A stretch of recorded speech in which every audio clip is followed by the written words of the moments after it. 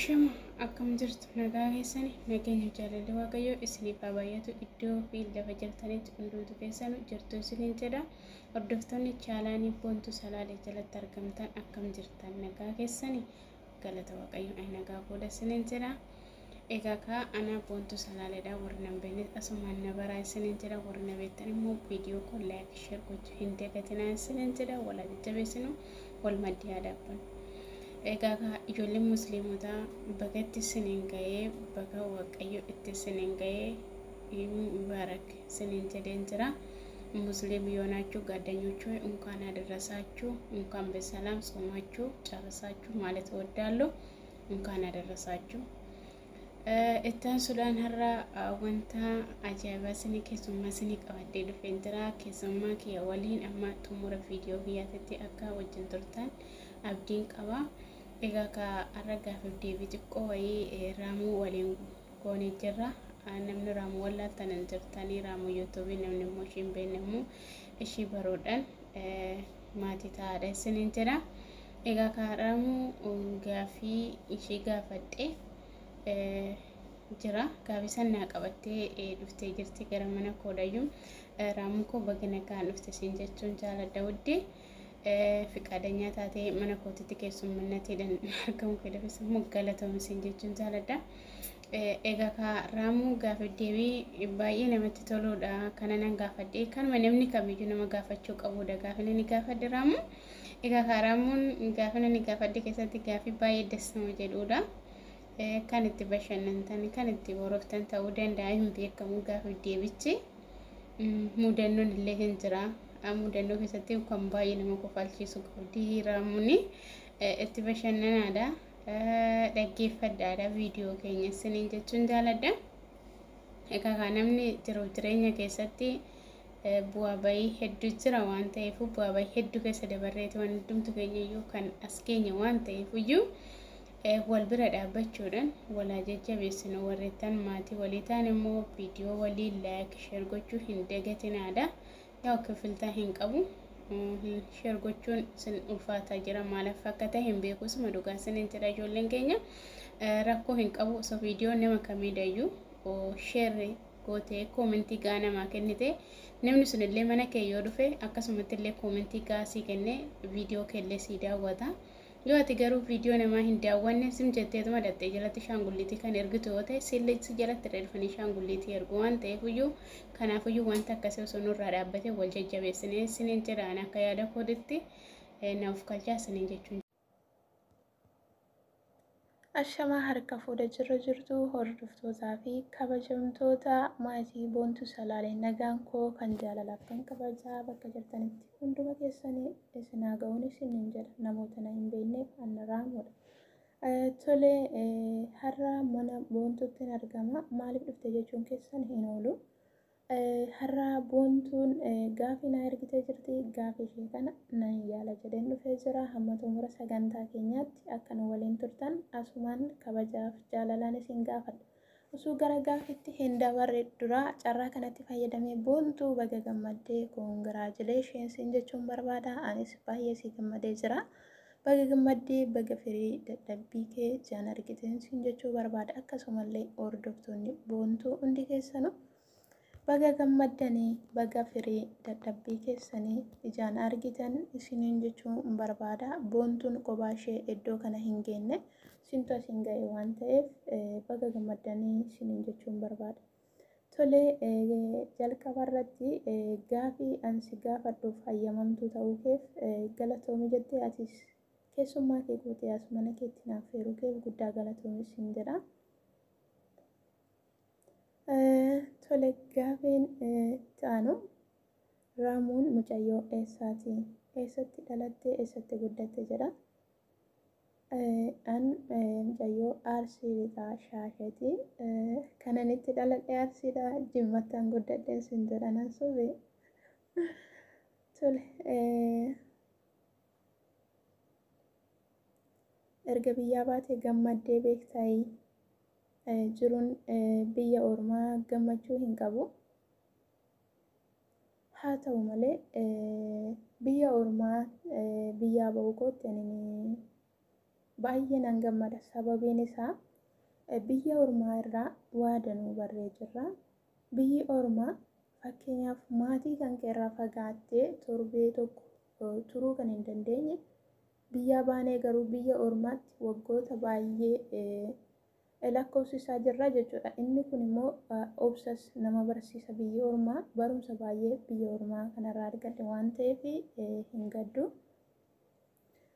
Tole gaafiin itti aanu Raamuu qaama kee keessaa eessa jaallatta lama himi. Qaama koo keessaa iddoo jibbuun qabu. Garuu gaafii kee deebisuu jecha rifeensa mataa koos nan jaalladha.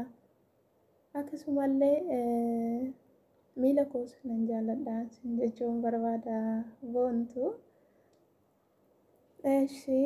Gaafiin itti aanu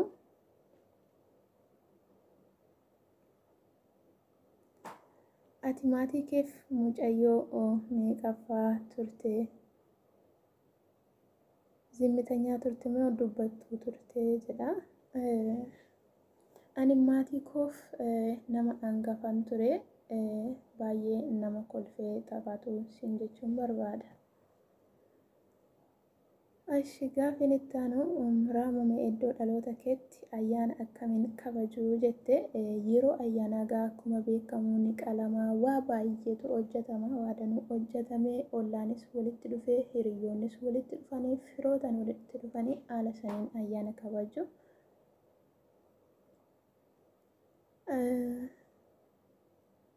Gaafiin itti aanu erga gara yuutuubii dhuftee hin hojjedhu jettee beektaa jedha. Ergin gara yuutuubii dhufee hin hojjedhu jedhee hin beeku. Sababiin isaas obboloota baay'ee jaalladhu kan baay'ee kabajus yuutuubii kanarraan baree jira. Akkasumallee barumsa baay'ees yuutuubii kanarraa baradhee jira waan ta'eef akkas jedhee hin beeku siin jechuun barbaada. Gaafiin itti aanu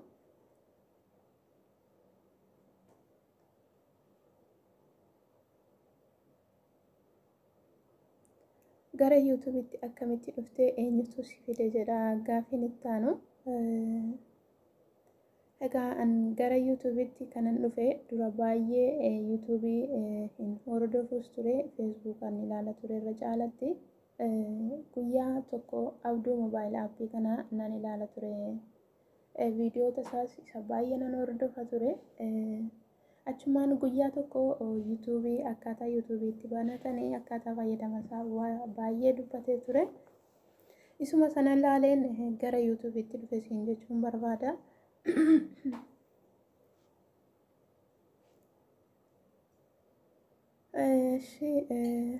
Gaafiin itti aanu Raamuun amma kutaa meeqaatti barattee jirta? Yoo barattee jiraatte maaliif deessitee biyya ormaa dhufte jedha. Ani kutaa 8 xumuree jira. Rakkadhee sookaa barnoota addaan kutee hin dhufne. Inni kun immoo rakkina dhuunfaadhaa kan ka'e barumsa addaan kutee hin dhufe siin jechuun barbaada. Tole gaafiin itti aanu boochee beektaa biyyaa baatee Raamuu ergi biyyaa baate boochee beektaa yoo boochee jiraatte maaliif jedha.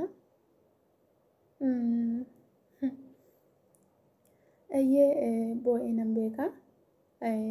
Wanti boo'eefis immoo guyyaa tokko isa tokko akka mudannuutti kan yeroo kamiyyuu hin daganne jechuudha. Maadaamiin koos mana hin jirtu ture. Ijoolleenis mana barumsaa deemu. Anis immoo yeroo sana haaraadha biyyichaa fi ji'a 4 waan akkasiidha dhufe jechuudha. Innaa laastikii ijoolleen ittiin taphatan isaa bofa fakkaatu tokko jira. Yeroo jalqabaa kan arguu godha. Barri kushiinaa irratti mucaan achitti darbattee sokkitee jirti. Innaan egaa saaloonii qulqulleessee gara barriitti naan gadi ba'ee jiru achirratti argee naan rifadhe baay'ee tokko rifadhe. Guyyaa sana achumaan fiigeen immoo saaloonii gadi cufeen mana keessatti ol deebi'ee kifilii seenee kifiliis cufee mana keessa deebi'ee maskootii tokko baneen waanuma ta'e dhakaa waan ta'etti darbachaan ture. Achuma taa'ee na ilaala waa tokko na jalaan socho'u maaliif laastikiidha waan ta'eef takka na jalaan socho'u na osoo misaa hin hojjenne guyyaa san ijoolleenis mana barumsaa deemanii dhufanii madaamiin koos mana yaalaa dhattee deebitee dhufte jechuudha. Ashi gaafiin itti aanu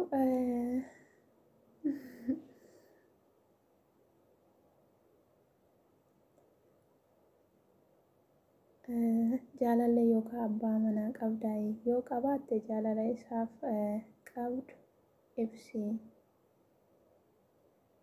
Jaalallee yookaan abbaa manaa. Asirratti jaalallee yookaan abbaa manaas hin qabu. Garuu boontuu gara chaanala keetiitiin immoo yoo barbaade dhabu. Innaa akkana fakkaata. Gaafiin itti aanu immoo mee yeroo kana waa'ee biyya keetii dubbadhoo baafadhu carraa sii kenna jettee guddaa galatoomii carraa kana naa kennuu keetii fi waa'ee biyya keenyaa dhugaa dubbachuuf dubbatamees waan dhumoo miti waa'een biyya keenyaa. Hundi keenya ni kolfina malee keessi keenya madaa qaba. An dhugaa dubbachuudhaaf seenaa keessatti hin dhageenye jechuudha. Isaa bara kana ta'e namni fayyaan isaa manaa ba'ee du'aasaatu manatti galaa jira. Fayyaan manaa ba'ee fayyaan manatti deebi'aa hin jiru. Namni osoo jiru osoo lubbuudhaan jiru ilma namaa ibiddaan gubaa jiru jechuudha. Isa kana dhugaa dubbachuudhaaf dubbadhees yeroonis naaf hin ga'u. Kanaaf egaa rabbiin biyya keenyaaf nagaa haa taasisu jechuun barbaada. Boontuu koo raamuu hiriyyaa dhiiraa baay'ee qabdamoo kan dubaraati jette ani irra caalaa hiriyoota shamaraa baay'een qaba. Yoo qabaatte kan yeroo gaddaa gammachuu itti mattu eenyudha jedha. Yeroo gaddaa yeroo gammachuu kan itti mattu hiriyoota dhiiraati moo kan shamaraati jedha. Dhugaa dubbachuuf hiriyoota shamaraa baay'een qaba ture. Kan yeroo gaddaas kan yeroo gammachuu koos itti maddu hiriyoota koo kan shamaraatiin sin jechuu barbaada boontu. Tolee amma gaafii keenya gara xumuraa irra geenne jirra.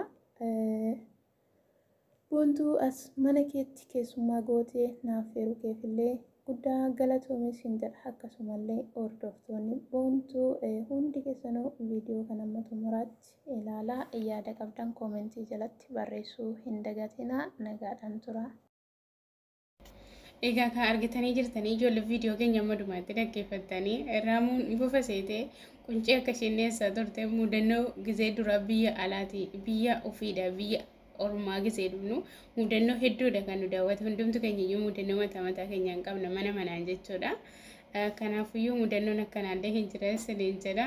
Baay'ee tokko na kofalchiisee jirtu hundaafiyyuu raamuun koo galatoomis hin jedha. Baay'ee si jaalla baay'ee si kabaja. Ijoolleen nama ammaatti waliin turtanis galatoomaa isiniin jechuun jaaladha. Hundumtu keessanuu nagaan naaf jiraadha.